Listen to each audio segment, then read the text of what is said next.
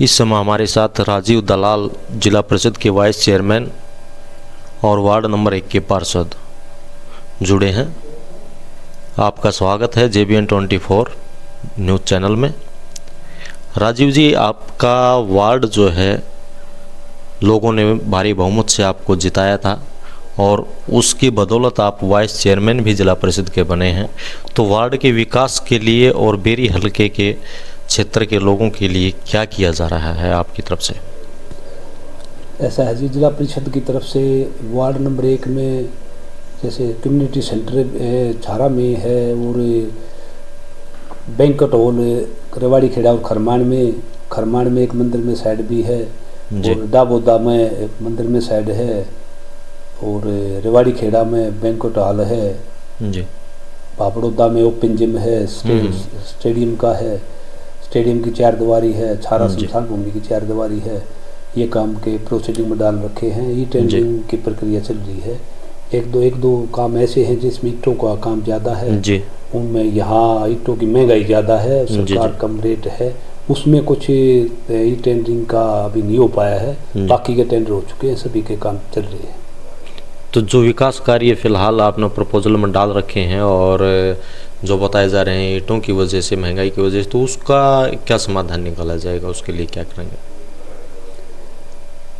E tendering में थोड़ी बहुत जैसे शुरुआत है, उसमें कुछ समस्या आ रही है। जैसे जो पर्सनल एक आदमी के नहीं, जो समिति होती है रजिस्टर्ड समिति के ई टेंडरिंग में भरना होता है और 2 या 3 भरेंगे तब एक कोई अकेली एक भरेगा तो उसमें नहीं होगा। 2 या 3 भरे जाते हैं, उसमें जो लो उसमें होगा, चाहे 1 रुपये का फर्क हो, उसमें किया जाता है। ठीक। और जल्द से जल्द कार्य चालू हो रही है। कुछ तो समापन की ओर भी है जिनका पूरा कार्य हो चुका है जी। ये तो हुई वार्ड की बात। जिले के आप प्रतिनिधि होते वो कर रहे हैं, वो उपाध्यक्ष हैं, तो जिले के वार्डों के लिए सम्मिलित जो ग्रांट होती है, सामूहिक ग्रांट होती है, उनके लिए क्या है? ऐसा है जी, चेयरमैन और मैंने मिलके सभी जैसे 18 पार्षद हैं जी। और कोशिश हर एक मीटिंग में ये की गई है कि 18 के 18 पार्षदों को समान तरीके से बजट का वितरण हो। कुछ एक आध बार जैसे ऐसा जरूर हो गया है जो कुछ तो जैसे जो पैसा होता है टाइड अनटाइड का, भाई टाइड का पैसा ज़्यादा है, अनटाइड के काम ज़्यादा आगे कुछ कम चढ़ पाए नहीं चढ़ पाए बजट के कारण, उसमें कुछ ऊपर नीचे हो जाता है वही का पार्षद से। लेकिन कोशिश ये है 18 के 18 पार्षदों का समान रूप से वितरण और पूरे जज्जर जिले में विकास बराबर हो। कोई ये ना हो भाई हमने जैसे ये अलग विपक्ष के है या पक्ष के है, इस तरह का हमने नहीं कर रखा। सभी साथियों साथ लेके चल रहे हैं। आप JJB पार्टी से जुड़े हैं और सरकार में JJB पार्टी गठबंधन में है, तो आने वाले चुनाव को कैसे देख रहे हैं आप लोग?